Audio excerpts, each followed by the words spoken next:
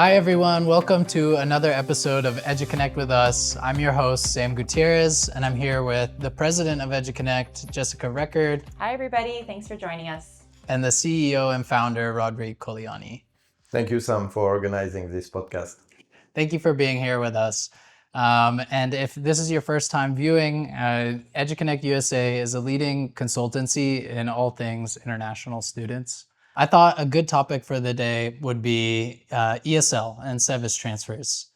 So I think a good place to start is, why is that such an important topic and a frequently asked question from students? Mm-hmm. Yeah.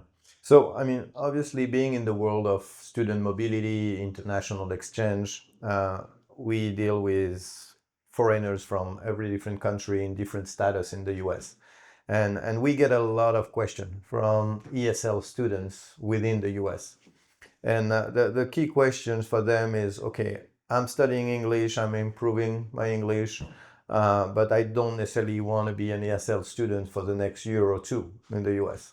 Yeah. And I feel I'm already confident enough that I want to see what's next for me. And the true question for them is really, what are my options? Can I stay in the US? What else can I do after an ESL program? Do I have to go back home? Right. So that's really why we wanted to talk about this subject, because we have dozens of inquiries from ESL students within the US. Mm-hmm. Right. Yeah, ESL is a great way to start your journey in the US, but it's always good to think about what is your next step and what is your next goal. So when we talk to students who are in ESL, that's what they're looking to do is, I'm building my skills in English, I feel more confident, where do I go from here? Right, and what would be some of those avenues or next steps for an ESL student? Like, what are some of the options that they have to work and study in the US? Being on an F-1 student visa is a great place to start when you come to the US. So you get acquainted to the American lifestyle, you are finding a place to live, you get a sense of American culture, but ultimately, your time learning English comes to an end when you feel a bit more confident. The nice thing about the F-1 student visa is there are a lot of options in degree programs that you can go from next. So that's the benefit and the challenge, right? There's the benefit is that you have a lot of options, and the challenge is that you have maybe too many options. So when ESL students reach us, they're really kind of wondering, where do I go next? And when I talk to ESL students, it's questions about academic level. Some ESL students want to repeat a degree that they've done in their home country. Maybe they've done a bachelor's, or maybe they've done an associate's degree or a master's program in their home country, but they want to do it again in the US. Some ESL students want to continue on to the next level. They finish their bachelor, and now they want to earn a master's degree. So that's one of the very first things that we look at. And there's a ton of options. You're looking at, do you want to stay in the same city? Do you want to move to a different city? Quality of life. Do you want to be by the beach? Do you want to be in the mountains? So even though you've done this already with the ESL program, you might want to stay and continue in the same environment, or you might be open to looking for something new. So the very first thing we talk about is, what program is the right fit for you and for the lifestyle you're looking for. I've heard, at least from other ESL students that even I know personally, that cost of living, just the program itself, can be expensive to kind of manage themselves on their own in a new country and everything like that. So it's a common issue. So obviously, like Jessica said, the ESL F-1 visa is a great way to start. But soon international students realize that it's very expensive to live in the US, study, pay for housing, restaurants, and Yeah. And as an ESL student, they don't have the right to work. So they're improving their English, which is great. They have a good cultural experience in the US, learning about the American culture, making American friends, which is great. Right. But obviously, it has a big financial weight on their shoulders. So one of the key things that we do at EduConnect and we focus is give them options where they can continue to study in the US, but at the same time be allowed to work. Right. So that's really what we advise ESL students to do, is to transfer their F-1 visa from an ESL school to an actual American college or university. But many international students, and I was just talking to a Brazilian student yesterday in ESL, and the key aspect for them is like, how can I stay in the US and how can I be able to work, have a part-time job or do an internship, because I would like to have a salary, a stipend, so that I can continue to improve my English or get a degree in the US. So really that's where we come into the picture, and at EduConnect, and help them actually transfer, from an ESL school to an American college, to a university, where they can study towards an associate's degree or a bachelor degree or MBA degree if they already have a bachelor. And through this transfer, we work with university that allows them to do what is called a CPT, a Curricular Practical Training, where they can work while they study. So that's really helpful for ESL students, because suddenly they go from a position where they were just paying a school to learn English, which is a great first step, to paying a university to actually get an accredited degree and at the same time receive a salary and pay their study as they go. So that's really the key, I would say, the key aspect of why ESL students are contacting us, and the key option that we're offering them. And there's a lot of hesitancy when we talk to ESL students, because the program cost of ESL is really affordable, but the cost of living is high. So if you're not able to work while you study, that it doesn't balance out. So the hesitancy is, if I earn an MBA or if I earn a master's degree, that sounds expensive. How am I going to do that? Right. But there are a lot of options out there. There are grants and scholarships and payment plans, and those are all the things at EduConnect that we help students navigate. Right. And I think that's a good point, is like, if you're a transfer student in an ESL school, you don't really know the options of even like, can I work? And you're on an F-1 visa. So it's the same visa type, but in our programs, you can work while earning your degree. Yeah. And that's the key. I think, it's not because you're on F-1 visa that you cannot work. It's just depending on the program you are registered for. So the visa is the same, whether you are on F-1 ESL or doing a college degree. It's the same type of visa, but the program dictates if you can or cannot work. So, for example, with the partner university we work with, it's embedded into their curriculum that a student can do practical training.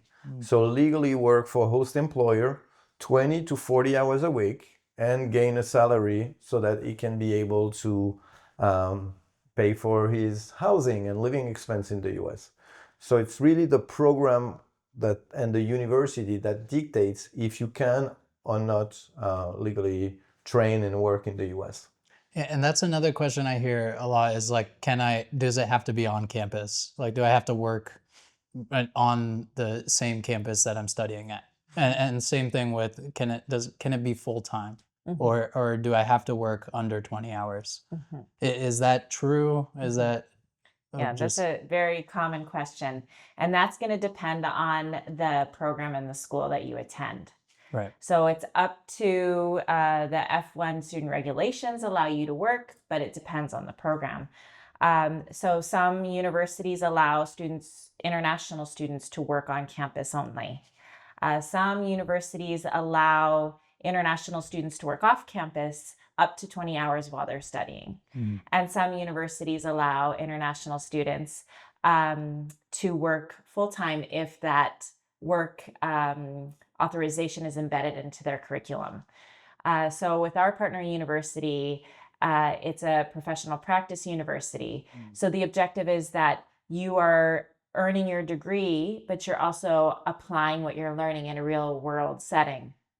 So with that, they embed that practical training inside the curriculum so that while you're studying, you're also working, so that when you graduate, you have both the degree and the work experience, which is what employers are looking for. Right. And how long does that process usually take to transfer into a school like that? Mhm.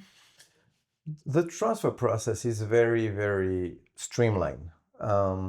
So if, let's say, I'm an ESL student and I am registered until, let's say, we are in January and I'm registered until February or March for the next term, right? I will go and see my registration department in my ESL school and I'll ask them, am I able to transfer university? And as long as you are admitted into a university, you will get what is called an I-20. It's a legal document, right? And once you get that document or that admission, you can easily transfer university. The difficulty here is that some ESL school will tell you, well, no, you need to let me know now if you're going to be registered for next semester. If not, I'll cancel your visa. So they are obviously trying to have the student remain in the ESL school as long as possible, right? Okay. That's how they make their living, and it's fair. But if we look at the student perspective and the student interest, they are allowed and they should be allowed to grow and get a better degree.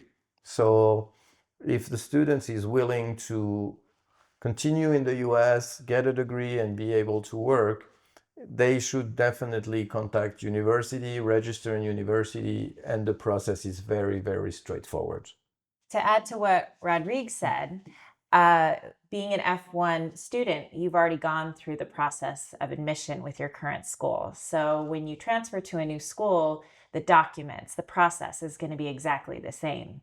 So really you're looking for the end date of your ESL school. You're looking for the start date of your next program. But as an experienced person who's already gone through it, it can be really efficient. You typically, students that we work with already have a lot of their documents saved. So at EduConnect, we help get those documents ready all the way from admission. And then as well, once students are admitted to their program, we help them update their resume, prepare for the job market, because that's something that a lot of ESL students haven't done in the US, is they haven't done that area of life. So we work with resumes. We teach students how to look for a job. We teach them their interview skills, and then we help connect them with some of our partner employers. One thing to note is that working in the US is very different than working in other places. So that American culture and the HR perspective is really unique here. So it's one thing to help students find a university that offers work opportunities, but it's another thing to offer the assistance to help them find those work opportunities. Yeah, that's such a common question, is just like, how do I then find my job for the work and study aspect? Like, how am I going to work or find that position that I want to work in? So I think that's a really good offering, at least for EduConnect and the organization itself. Yeah, on that aspect, we have a whole department called CareerConnect, where that's exactly what we do. So if you're an ESL student and you're wondering, okay, how I am going to be able to find a position, right? I don't know any employers, I don't have any contact. Our team will help you.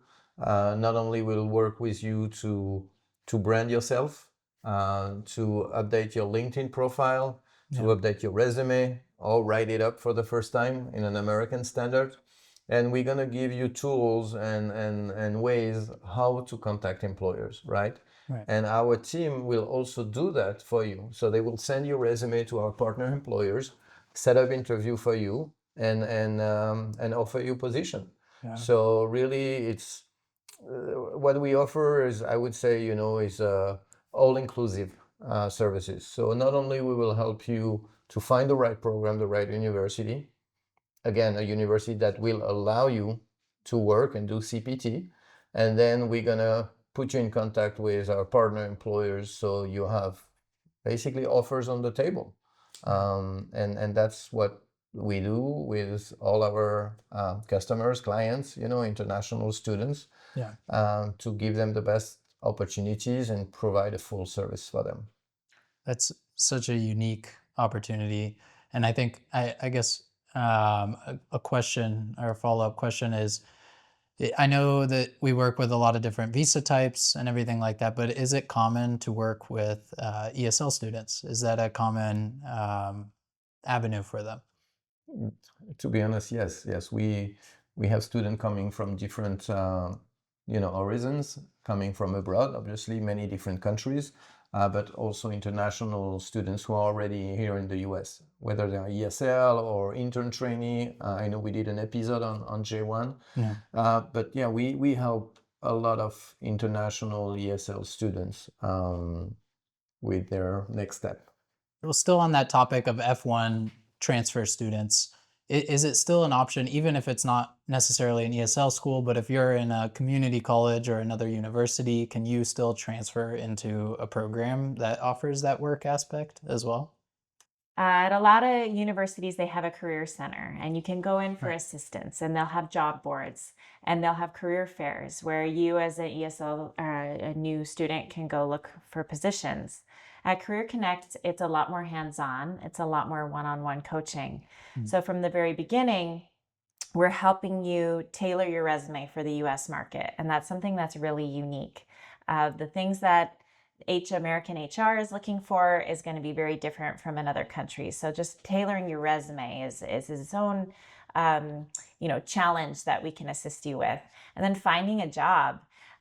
In some ways, finding a job is easier. There's so many options online, and AI can help in so many ways, but it can be like too much and too broad. And how do you tailor your search? After that, CareerConnect helps you one-on-one prepare for your interview. Like you land that interview, we'll work with you on what are the likely questions they're going to ask you Right. and how you should respond to that. After that, we also have our network of partner employers that we can help connect you to. Yeah. And then after that, we're still in the picture. So you land your position, and you need to explain to your HR manager how you're able to work as a student and how CPT applies to them, because there's a lot of questions with that. So from the beginning of the idea that you think you may want to work to landing the job and making sure the job is compliant with your CPT, those are all things that we can help you with at EduConnect. Is there a specific time when a student should start their transfer process? So usually, most of the students, they contact us toward the end of their program, right? They register for a 6 months ESL school or 1 year, and suddenly they get a sense of urgency, 1 or 2 months before the end of their program, and that's when they contact us. Yeah. But they can actually apply at any time for a college or university. They don't necessarily have to wait till the end of their program. And we have some students who actually, change their mind or feel that they have a good level of English and sufficient to already transfer. So even if they register for a 1 year ESL program, after 3 or 4 months, they decide, okay, I'm ready. I want to transfer and go to a university and have the opportunity to work. So we have, I would say, both case scenario students who wait till the end of the program to register, or we have students who contact us right from the beginning or in the middle of their program. There is not a specific time when you can transfer. You can literally transfer anytime during your ESL and during the validity of your F-1 visa. Yeah. So if you're an ESL student or in a community college or close to finishing your bachelor's degree, it's really important that you schedule a call and just know what your options are, so that you can either find a better opportunity in terms of the work aspect and finding a job, Yes, so that you can work and study, or if you're just looking for a new university. definitely. I think the key is don't assume that you cannot transfer from one school to another, Right. from one university to another, from one community college to another. Don't assume that there is no way that you will be able to work in the US. Yeah. There are always pathways and ways to make things right and legally, and that's what really we can help you with. These are a lot of good points, just in terms of ESL and SEVIS transfer and what that process looks like and what opportunities are available. So I think that's a good point to wrap up this episode. And I'm really grateful that you guys were all able to speak. So thank you for being here. Thank you for speaking. Thank you, Sam. Yeah, Thank you. And thank you to our listeners. Yeah, thank you to all our listeners. And don't forget to EduConnect with us.